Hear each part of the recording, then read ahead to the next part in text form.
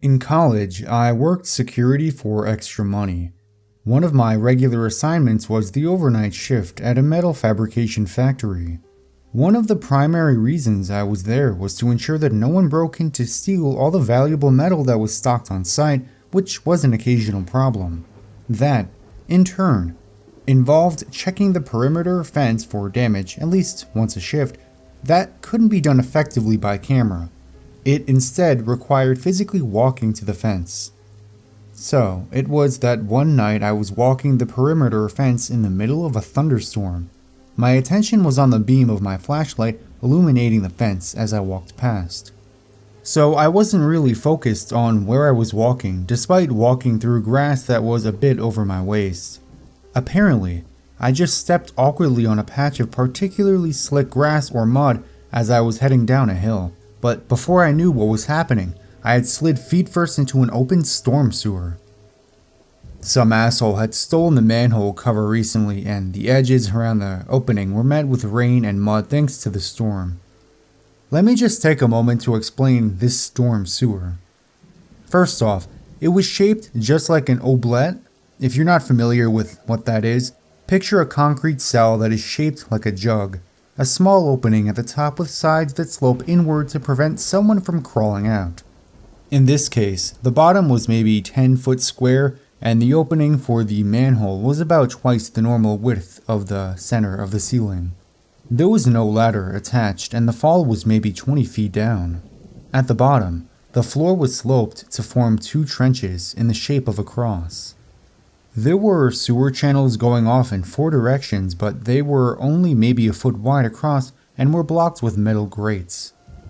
At the bottom, there were debris, including a number of large broken pieces of rebar. There were several pieces that were pointing straight up. I definitely would have impaled myself on several jagged points of rusty metal had I hit the bottom, so no way to escape, a long fall, and a probable disabling injury at the bottom. I somehow caught myself by hooking the edge of the opening on my elbow as I fell in. I dropped my flashlight to the bottom of the pit before I stopped my momentum, so I had a great view of all that broken rebar below me while I was struggling to escape. As I tried to get another handhold, my cell phone skipped out of my pocket and hit the bottom. It felt like forever before I somehow pulled myself out of that opening. I don't doubt adrenaline gave me a considerable boost of strength, but even so, I nearly lost my hold on the edge 3 times before I managed to scramble out. I was kinda just jerking my knees towards the opening and jumping a couple inches thanks to the momentum. My free hand kept scrambling for something solid to grab, but I never really found anything. I'm honestly not sure how exactly I pulled myself out just using the surface tension between the mud and concrete and my hands and forearm. It felt like a miracle. All I could think of after I pulled myself out was how I wasn't due to be relieved for another 7 hours. 7 hours before anyone would even start wondering where I was, and that whole time, I might have been trapped at the bottom of a pit, impaled on some rods of rebar in the rain. I also wanted to kill whoever stole that damn manhole cover.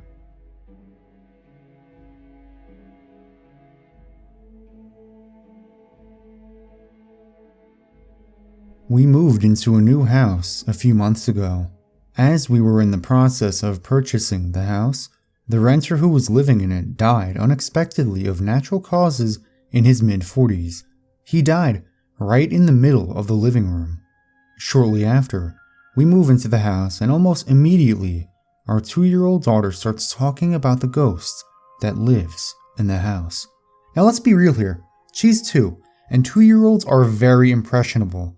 Halloween had recently passed, and she had this Halloween-themed picture book that she loved to read, so it's entirely possible that all this talk of ghosts was just coming from looking through a book on a regular basis. Still, she was always telling me that the ghost was in her playhouse in the basement, or that the ghost was on the stairs, or that the ghost was standing in the corner. She never seemed to be afraid of the ghost, and considered him to be a friend.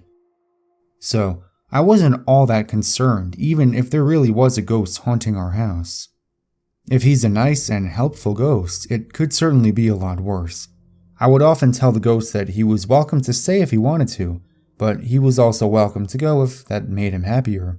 I was about 30-70 on the ghost being real, and she could see and talk to him versus the ghost being just her imagination fueled by her Halloween books. Until one day, when we were going out to the car to go to daycare in the morning, it was still dark out and rainy. My daughter told me that the ghost was on the back deck, and then she told me that today was the ghost's birthday and she wanted to sing him happy birthday. Once again, I mostly disregarded what she was saying, as she is birthday obsessed and has in the past made us sing happy birthday to Mickey Mouse, a bowl of fruit snacks, and the bathroom. So, we sang and wished the ghost a happy birthday and went on with our lives. Later that day, out of pure curiosity, I looked up the obituary of the man who had died in our house. And wouldn't you know, it was his birthday.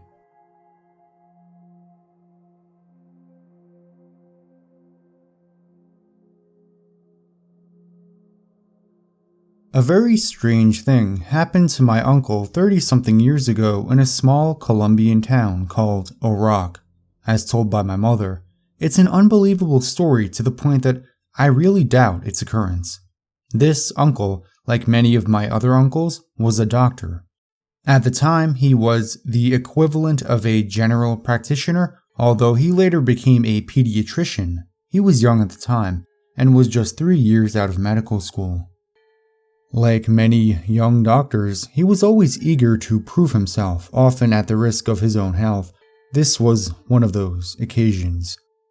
After being forced by my grandmother to take a much-needed 2-week vacation, he developed a fever.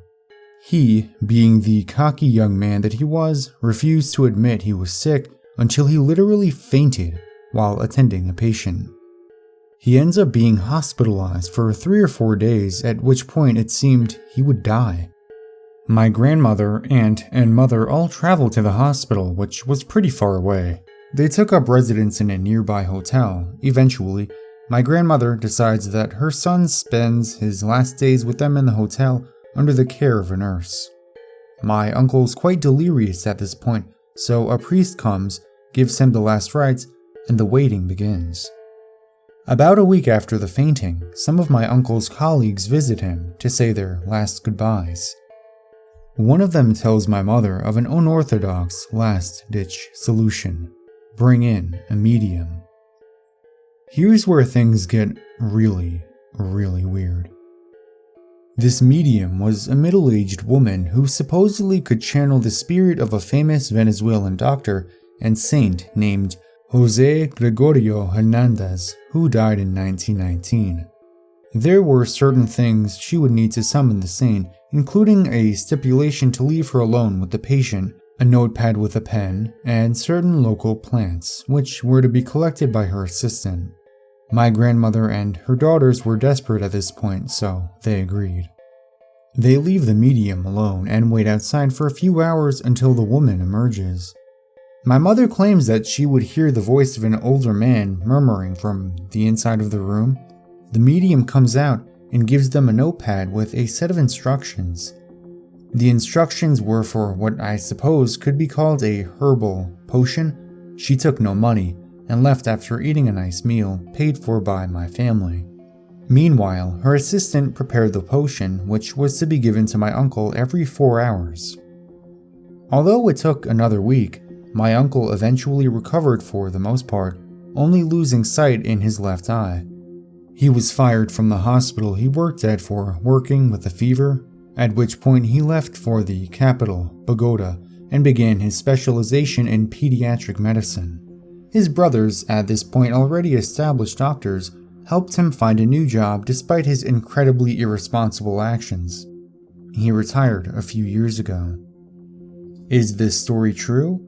I have no clue, as I didn't even exist. Even as a child, this story seemed extremely unlikely, but there was always something in the way my mom told it that always creeped me out. Like I said before, it's an unbelievable story, the type of story that you'd start laughing at if you saw it on a late-night television show. This is something my mother has told me a few times since I was a child, and consistently as well. Did she make it up? Maybe, but I sure as hell didn't.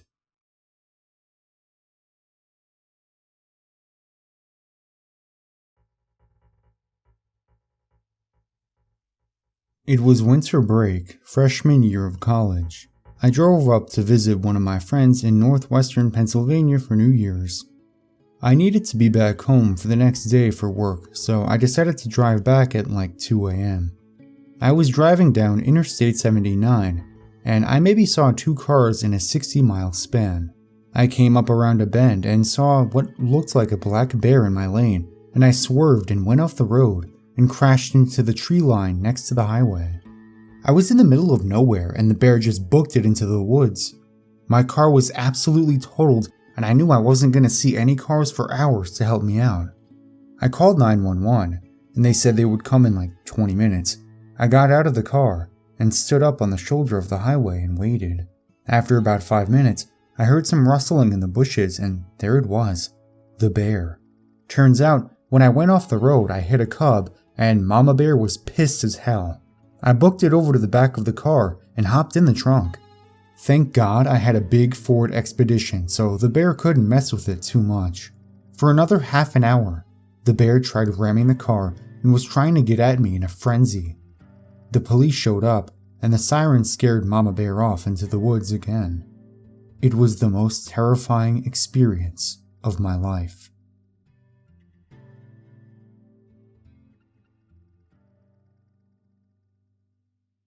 For a brief backstory, I used to work as a fetish model. It's something I did after college that helped pay my bills to supplement my full-time job. It is a unique fetish. It has a rather dedicated fan base, and I had quite a few admirers, many of whom I stayed friends with after I stopped modeling. Many of them are cool people who don't even really bring up my former employment because they respect me and know I am a private person. I rarely had problems, but there was one guy who would just send me harassing messages all the time. They were aggressive and demeaning, and I didn't want that kind of attention. He would then try to be kind for a while, and then be a creep. Bang, blocked him, and I totally forgot about him. He would blow up my phone with calls and texts, also blocked him there. He would message me from other numbers, so I just changed my number. On social media, he would make fake profiles and try to harass me that way. I never add anyone I don't personally know anymore. I just ignore him, just found him annoying and unbalanced, but not a real threat to me.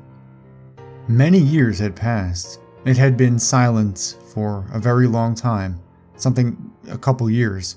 I got a message from a girl wanting to be my friend.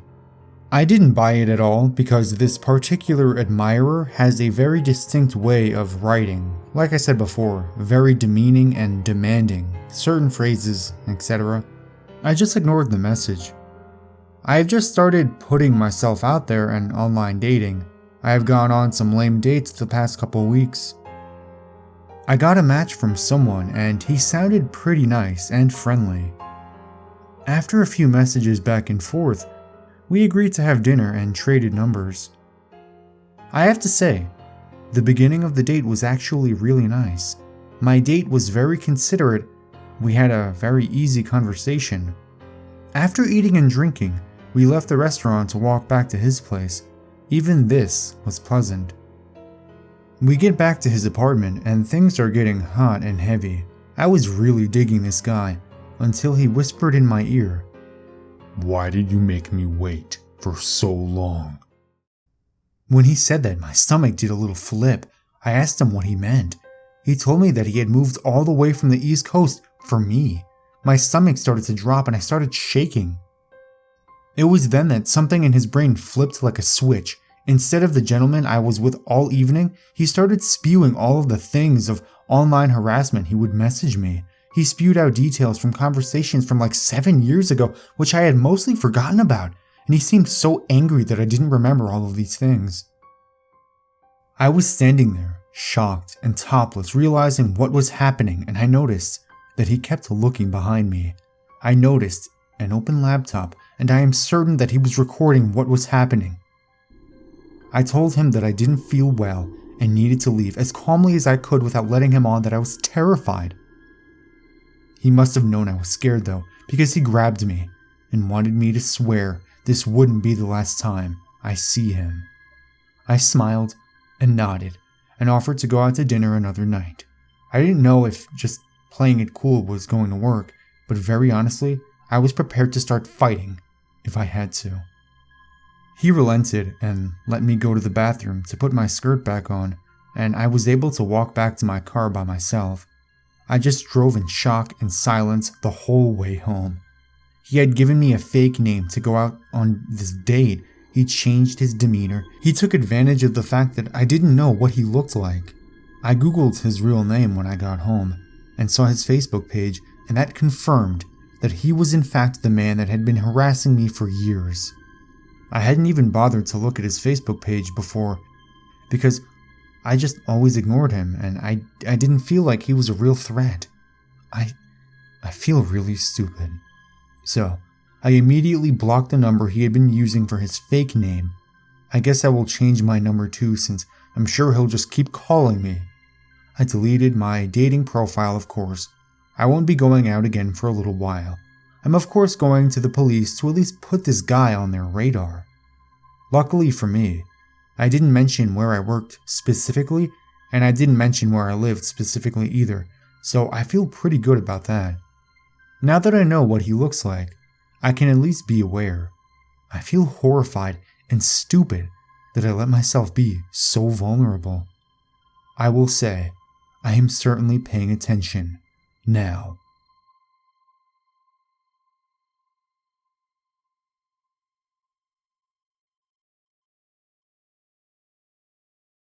In college, I got into a relationship with a guy. He was fine until he found Jesus. He quickly went crazy, claiming demons spoke to him, trying to buy weapons from some shady friends we had, fantasizing about how he would hurt people, and becoming incredibly controlling and physically abusive, nearly killing me a few times. Needless to say, I got out of that relationship. After a few threats and really crazy behaviors, he left me alone for a while, and I thought that was that.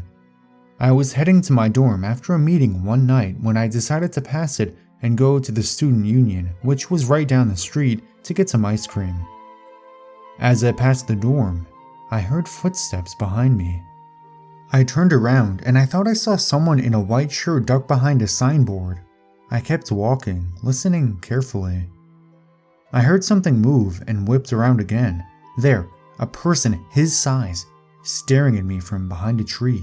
I couldn't see very well, but it really looked like him. I was mildly freaked out by then, but I just walked a little faster. I'd hear the occasional footsteps and breathing behind me, but I didn't dare to stop or let on that I knew someone, probably him, was there. I knew he owned a gun and would likely put a bullet into me given the chance he was that psycho and upset that I dared to break up with him. I walked all the way to the union and got some ice cream and just sat there in the store eating, unwilling to go back out into the unlit street in case it was my crazy, armed ex. I still hadn't mustered the nerve to head back when my phone buzzed. My heart just about fell out of my chest when I saw the message. It was some of my friends, a sweet couple. They'd been walking way behind me when they saw something that alarmed them enough to text me. "Your ex is walking around the street." They called me before I could even text them back. "Where are you? Your ex is prowling around near you." "Where are you? Your ex is prowling around here near your dorm. He was coming back from the direction of the union. I think he had a gun. Was he with you? What's going on?" Panicked, I assured them that I had not been with him, but someone who looked like him had been following me, and I was at the union and was too scared to go back alone. They practically yelled at me to stay there and not to go anywhere, and that they were coming. A few minutes later, they came running into the union, breathless, eyes wide, asking me why he was by my dorm and what had happened. This was possibly what scared me most of all. The boyfriend, who is a black belt in karate and is never scared, looked absolutely horrified. He was coiled into some kind of fighting stance and looked around wildly, afraid that my ex would appear with his gun. They told me they were taking me back to my dorm and calling the cops. They sandwiched me between them and walked back to my dorm as quickly as we dared, the boyfriend walking in front and yelling into the darkness that my ex better not try anything. I let the two of them into my dorm, and we went up to my room, where my roommates put in a frantic call to the police. As we peeked out the windows facing the street and side of the dorm, there he was, lurking in the trees to the side of the dorm, looking up. A streetlight reflected something in his hand, something shiny. I saw him tug at the .22 I realized he was carrying and look up. We locked eyes, and I saw something, this kind of rage in his eyes that it froze me. In that moment, I knew he really was out to kill me, and my friends and I had foiled him this time. He quickly turned and ran away through the trees. We didn't know whether he would come back and try to break in or something, so we called the police again, and lo and behold, sirens within minutes and officers with guns drawn combing the area. They caught him a few hours later, still with the .22 in hand. He confessed he was, indeed, going to try to kill me if he had the chance, but he didn't want to take pot shots at me with friends there. Apparently, since I had broken up with him, I was given over to Satan and he had to take duty to make sure I died and went to hell. Of course, he went to jail and later to a mental hospital, and I moved out of the dorm a week later. I just couldn't live with the thought that he could break out and come after me again. I got some cop friends to keep an eye on my roommates until they could move out too. I was never really the same after that. I was afraid and paranoid for years and years. Now, I can be out and about without any fear, but I still have nightmares about him, staring up at me through the trees, gun in hand, and rage in his eyes.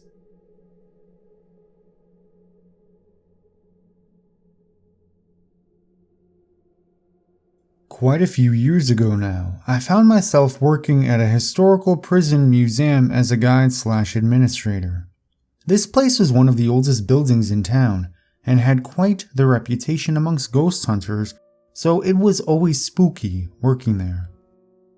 The early days had been fairly violent, and there had been a few deaths, including state-ordered hangings, so there were plenty of ghostly stories passed around. While I did some very odd things during my time there, the building was old, a haven for local wildlife, and far from windproof, so any stories had to be taken with a grain of salt. We also had several dozen mannequins set up in traditional poses, a few gathered in the courtyard, some in the cells, and it was always fun to hear the gasps from the tourists when they saw the first one looming in the hallway. Now, to the story. As this was primarily a tourist town, the winter months were quite quiet, and I could go hours without seeing another person.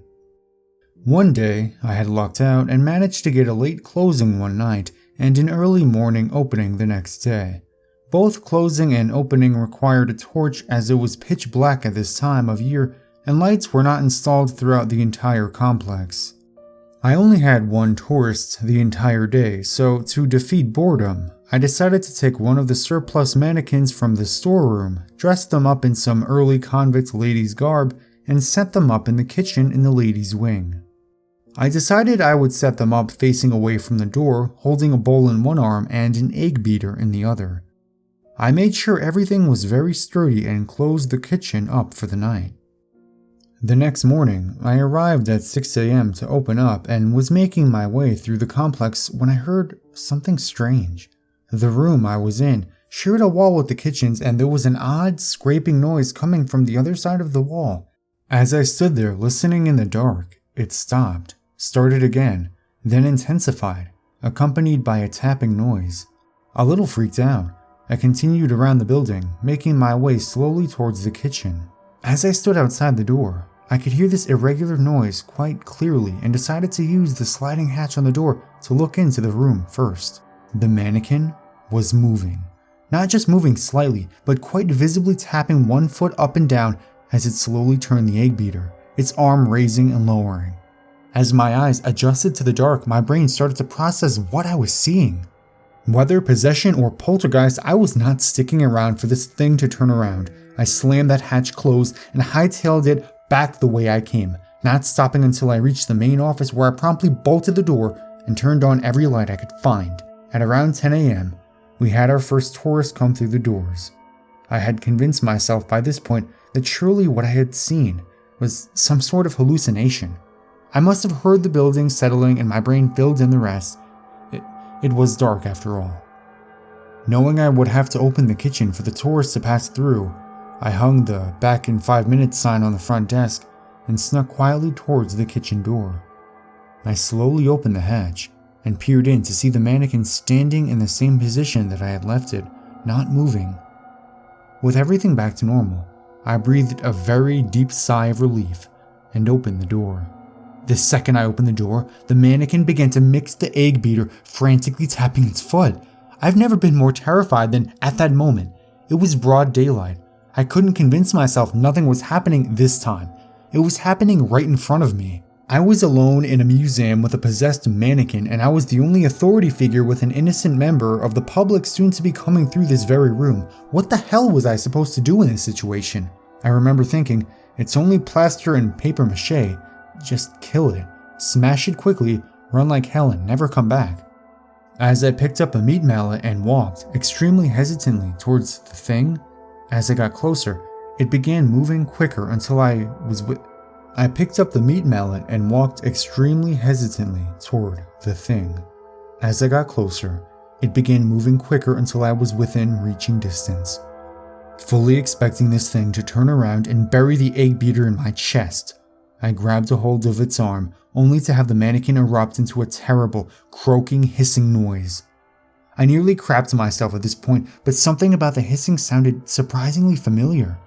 Gaining some composure, I looked into the bowl the mannequin was holding in its other arm. Looking up at me, with its head stuck firmly between the beater, was a king skink, about 40 centimeters long. I took my hand off the mannequin's arm, and the skink began to run. Stuck as it was, it ran around the circles in the bottom of the bowl, which turned the beater attached to the mannequin's arm, which proceeded to move up and down and caused the whole thing to vibrate, tapping its foot on the ground. 5 minutes later, I was letting the poor guy go to the courtyard while still giggling hysterically to myself by the end of the day that mannequin was packed up and back in storage, just in case.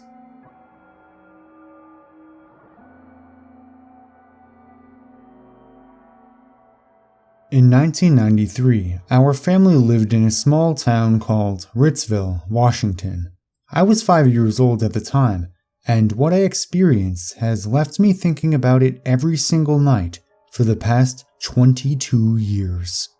I shared a room and bunk bed with my little brother.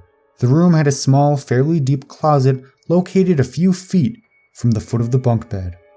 Located on the wall was a small vent that, at night, when the living room light was on, would shine through, giving my room a slight ambient glow. Well, one night, I had to go to the bathroom, and when I sat up and was about to take the covers off, I noticed that at the foot of the bunk bed was this tall, black figure with a giant oval head that spanned the width of the bunk bed staring at me. It had two small yellow eyes that were far apart, and I noticed this thing stood around 6 feet tall. Its skin was charcoal and lumpy. I stared at it for a good 5 seconds before I threw the covers over my head. 5 seconds of this monster being ingrained into my head. I could feel the evil surrounding it. I was up for a while before I fell asleep again, so I have no idea how long it was there. In the morning, the first thing I noticed was the closet door. I make it a habit to close the closet doors every night, but it was wide open. My mom was the first to know about it, and you know how most parents kind of wave off their kids' experiences as bad dreams? She didn't. She knew I saw something because they've seen things. I had nightmares for weeks after seeing it. In my dreams, this being picked me up and started torturing me.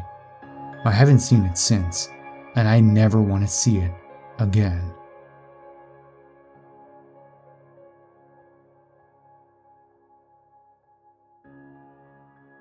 About 4 years ago, I was getting off work late around 11 p.m. when I hopped on the highway to head home. I got onto I-10 in the middle of Phoenix, Arizona. This is a big city on the busiest highway they have, but when I got on there was no one for a mile or two, until I came across a police cruiser driving about 5 miles an hour, zigzagging back and forth the entire width of the highway with lights on. This was the first time in my 15 years of driving I've ever encountered something like this and did not know what to do, so I slowed down to his speed and just stayed behind him. We were the only two on the road, and this crap went on for about 20 minutes. I started creaking out because there was just no one else on the road. Like, was I not supposed to be here? What's going on? And then, just like that, the cop turned his lights off and took off, and he did so fast. So I did too, for about a quarter mile until I started coming across the most insane catastrophe I've ever seen. There were at least 100 wrecked cars on the side of the road and in the road. Some looked like minor damage, while some were completely screwed. I remember seats from a minivan just lying in the middle of the road, but the weirdest part was there were no people, not a single one. No drivers, passengers, no cops, paramedics, fire trucks, nothing. It's like this huge crazy crash happened and they came and loaded everyone up and just left. It was like driving through a scene of The Walking Dead. Completely unreal. 4 years later and I have not met a single person who saw it or found a news article on it. People think I'm crazy.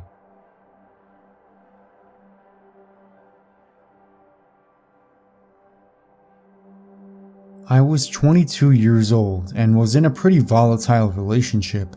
My ex, Mike, had moved in with me a few months prior after the death of his mother, and things got a little bit too serious too fast. We were both young and dumb, living in LA and always looking for the next thrill, and it caused way too many problems in our lives. After one particularly bad fight, Mike moved out while I was out at work one day, down to stay with a friend, John, in San Diego. Now, Mike was a little bit younger than me, 20 at the time, but John was in his 40s. They had been friends for a few years, and John had an extra bedroom, so I didn't think much of it. Fast forward a few weeks, Mike and I are talking again and trying to reconcile. He comes up and stays with me for a few days, then I decide to go stay in San Diego at John's house for the night, because I had some work in San Diego early the next morning anyway.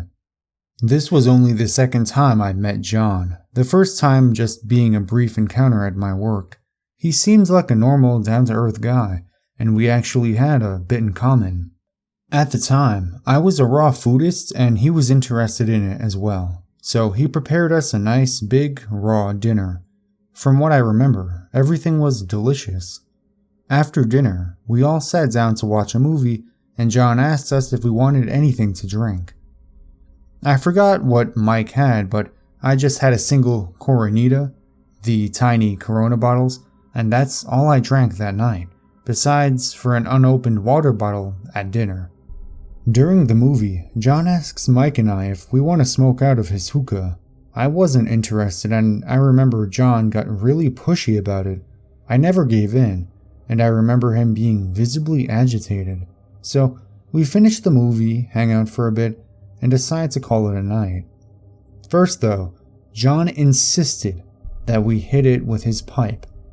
At the time, I was a pretty avid smoker and he was pretty insistent, so I figured I'd have a hit or two and then Mike and I could retire to the bathroom. Mike hit it first and immediately fell to the ground coughing his lungs up. He was a pretty big smoker too, but I figured that he must have just hit it too hard or got down the wrong pipe. No biggie, I went for my hit too and the same thing happened to me. I remember running into the other room, falling on the floor and just coughing uncontrollably. The whole time, John is laughing and offering up another hit. He still hasn't taken one.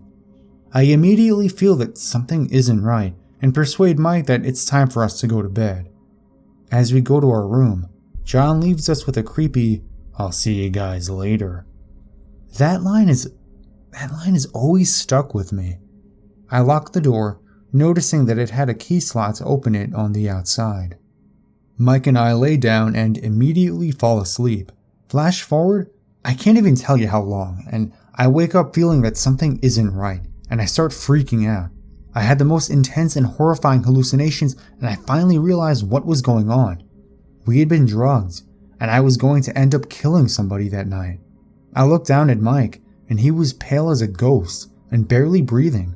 He wouldn't wake up, and he wouldn't give me any signs of consciousness, just a few shallow breaths.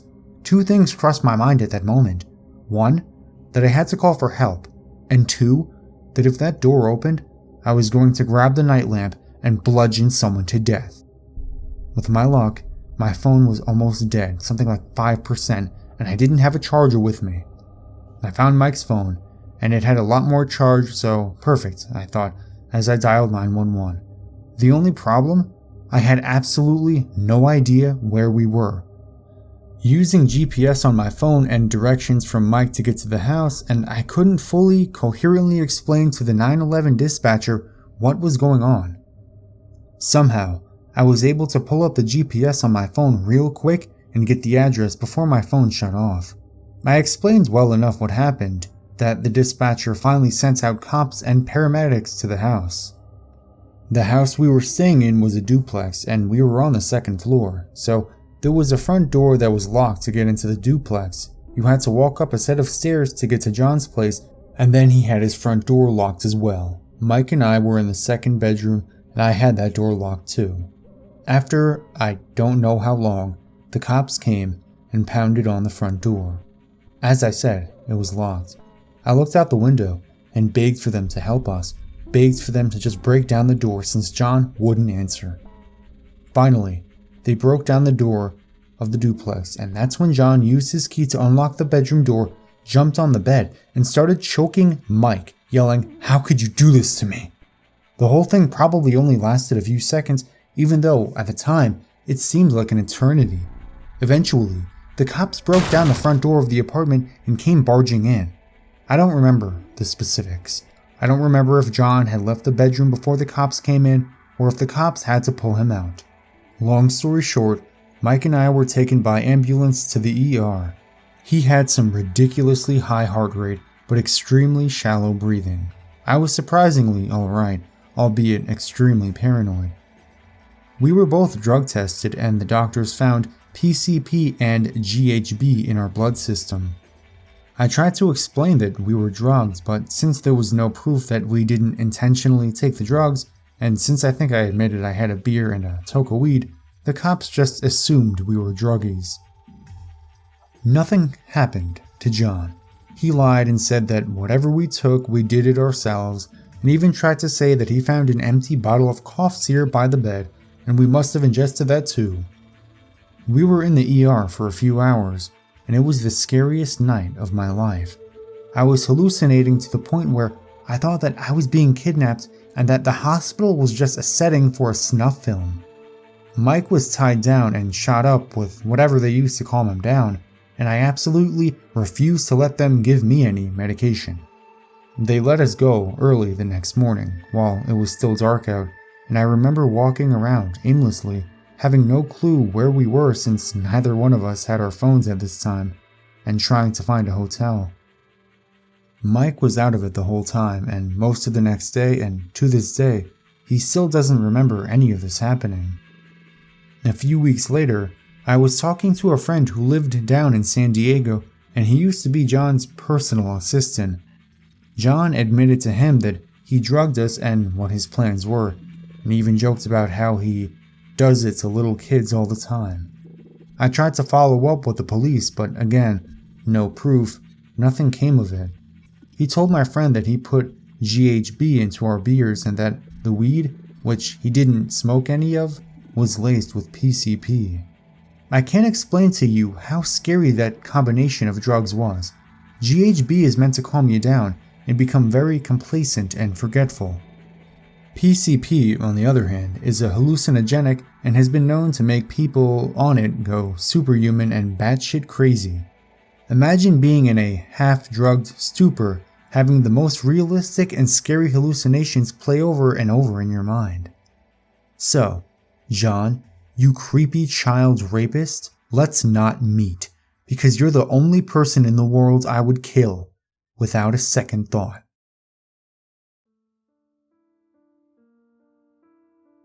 This happened last summer. We have an old Mercury Grand Marquis that my dad had wanted to buy for years. The owner would never sell it, even though it was just left sitting there most of the time. After he died, his daughter sold it to us for a pretty cheap price because she knew how bad my dad wanted it.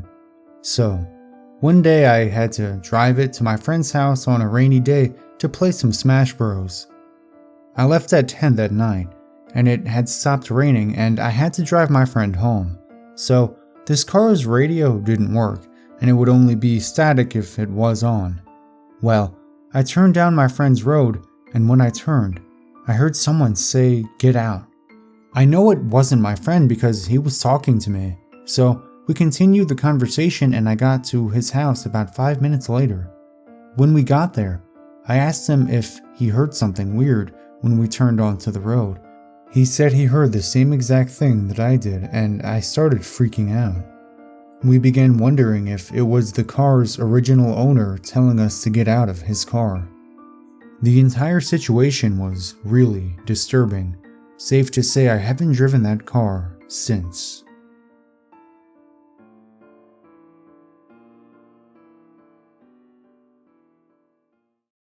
Let me preface this with a little backstory. About 3 years ago, I moved from my old childhood and family house to a new home where we currently live. The move was about 20 minutes away, so not too bad, although I did have to move schools. So, in the new house, I got a pretty cool room. It has a loft that hangs above my bed, and it's where I'm typing this right now. It has my computer and record player and not much else. Only 3 people could be up there comfortably.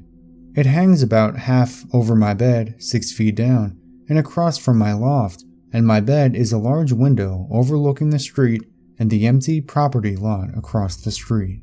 I never open the curtains or the windows because it hits direct sunlight and it's too damn bright. So, when we moved here, our next door neighbor is also the guy that owns the neighborhood and built the house as well. When we finally settled in and hung out with their family for a while, they opened up and told us some stuff about what happened when our house was being built. They said that a random dark car with tinted windows would come by some days and just watch them build for hours. If they ever approached the car thinking it was just looking, the car would zoom away. We were concerned but not scared in any way at this point, so not much else came of it, and we went about life as usual. A few weeks later, our neighbor has another story to tell us. This time, he's freaked out himself, just telling it. He told us that within the past few nights, things had gone missing from his garage. As a builder, he tends to have a lot of tools lying around, so he didn't notice at first, but then bigger things started vanishing like propane tanks and even a table saw. The final straw, and the scariest part, was that his gun was missing, but the gun wasn't out by the tools, it was in his locked basement's gun safe with a security system guarded house. His spouse and kids were away on a trip, so it was only him home. The next night, he decided to stay up to see if he could find anything. He said that the same car that watched him build our house pulled up to his home around 3 a.m. that night. A very average-sized man got out, and when my neighbor opened his front door holding a baseball bat, the man very calmly got back in his car and drove away slowly. He said it was like the man was expecting him. So at this point, our family is freaked out, but it didn't stop there. Of course, it couldn't. A week later, our neighbor called us frantically and told us that outside the entrance to the neighborhood was a duffel bag full of all the small tools the person had taken and the gun. A note was attached that read, "I wasn't finished with them." Okay, what the hell? At this point, we were terrified. So terrified that within the next month, we had a security system installed. Nothing came of these events for the next few months. All of the above happened around last February. That November, of course, it had to escalate again and scare us all. So one day my family and I are outside my house walking the trails of our backyard forest. We own about 4 acres of land, so it's nice sometimes to walk back there. I run ahead myself to catch up with our dog who had probably found an animal. When I reach him, he's barking past the tree line barely to where you can't see him anymore. And there's a figure of a man just standing there, staring in our direction. I tried to study the figure as quickly as I could so if this ever happened again, I could make sure it's him. It was a man. Normal height, normal weight, no facial hair, and abnormally large nose. No glasses, very short hair, was wearing black jeans and a black jacket. That's all I could get, before he just casually walked away, like he didn't see me, terrified. I ran back to my family to tell them and to have them come with me because I sure as hell wasn't about to go after this dude myself. Not a trace. So, the reason I told you about my room in the beginning sets up the last part of my story. One day in December, very similar to today, I was on Reddit and TeamSpeak with some friends, and all of a sudden, a very silent thud came from my window. Mind you, it's 2 a.m. and everyone in my home is asleep. I go down my ladder of my loft to see the window and gingerly peel back the curtain to see the same freaking dude across the street in the empty lot. I nearly shit myself. He sees me in my window, and his response? Walk away slowly into the woods, keeping eye contact with me until he's gone and never seen again.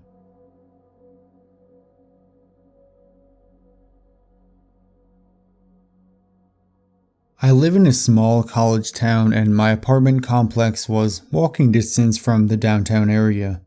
One weekday night, I stepped out on our front porch to smoke a cigarette or two. I was up late studying. I brought my textbook with me and sat down on the stairs while I smoked. A girl who lived in one of the nearby apartments happened to be coming home. She was by herself and you could tell from her walk she had been drinking. She got into her apartment and barely got the door closed before some guy who came out of nowhere knocked on her door. She opened, and I noticed he introduced himself, which was weird because it was after 2:30 a.m. Who comes to a strange girl's apartment at that time? So I decided to stay outside and pay attention. They ended up talking for over 10 minutes. She later acknowledged how weird the situation was, but did not know how to end the conversation. He would do the creepiest things, like he reached up and strokes her hair at least 3 times, and would try and slowly inch his way closer to her and the door. I made a point of being loud with my textbook so he would know I was there, and he disappeared as eerily as he came. We called the cops, and days later, they had the girl and me sit with a sketch artist. As soon as the sketch was made public, floods of calls came in. The guy turned out to be a serial rapist who followed lone girls home from bars and pretended to be a cab offering them a ride. This girl just got lucky because she lived so close to the bars he didn't get a chance to pull the cab routine.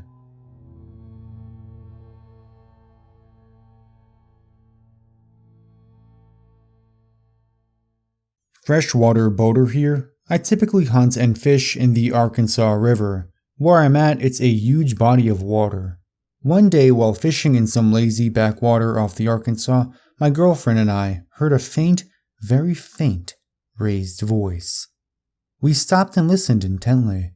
The wind and noises of the water lapping against the side of the boat made it impossible to make out what they were saying, but it sounded serious. So we stowed the fishing gear and made towards the sound. When we came out of the backwater area towards the main channel, we could see a capsized boat with 2 people clinging to it, desperately screaming for help. A pretty dangerous situation. They appeared to have no life vests on, and the river was carrying them away. We made our way over and helped the couple into our boat and made for our shore, so I could go back and retrieve the boat. Another boater saw what was happening and made his way to the capsized boat. The couple were older and clearly exhausted from their ordeal. From talking with them, they told me they had hit a sandbag going top speed, and when the boat suddenly stopped, water swamped over the stern and turned the boat over. After dropping the couple off on the bank with my girlfriend to rest, I helped the other boat tow the boat to the bank. When we got it there, we managed to get enough of the boat on the bank so we could turn it over and began dewatering it. Once it was seaworthy again, I towed it back to the boat ramp for them and they were able to get it back on their trailer, and they left after thanking us profusely.